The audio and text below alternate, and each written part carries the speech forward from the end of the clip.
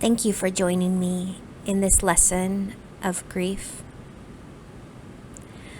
I asked Spirit, where does death fit into the chakras?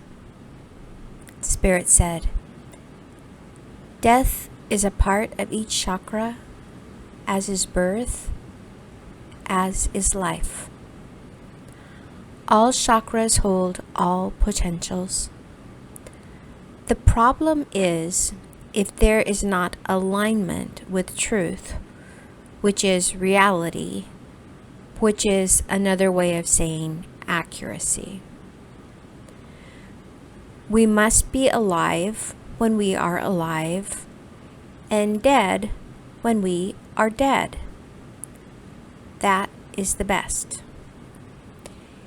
If we hold on to something that has died, we also die.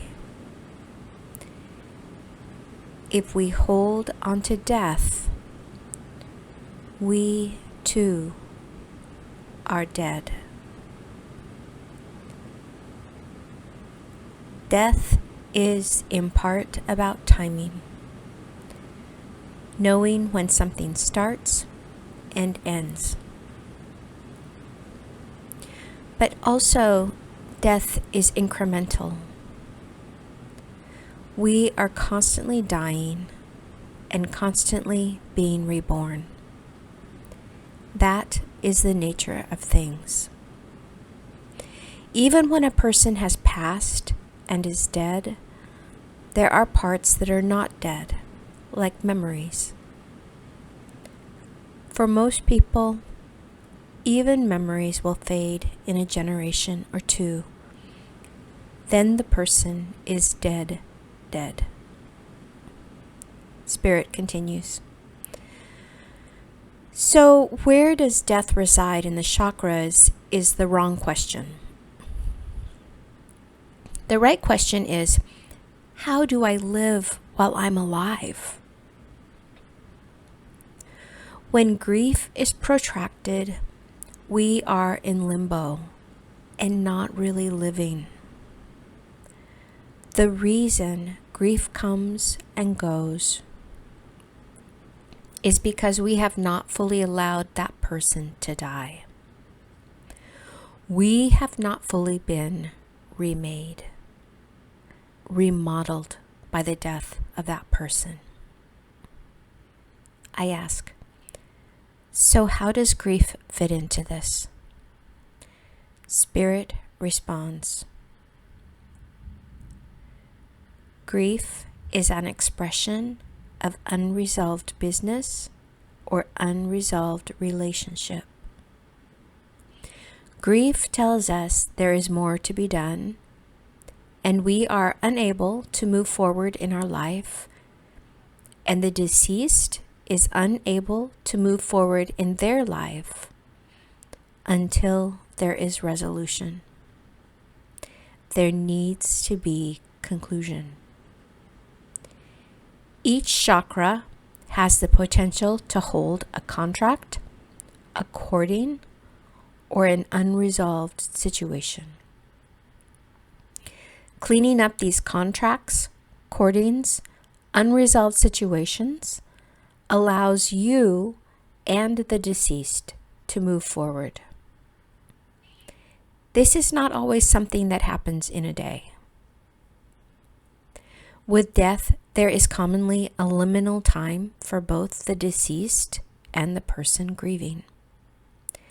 This liminal phase is a time when there has been disruption of the energy system, but it is often not complete. Sometimes there may be injury to the energy system.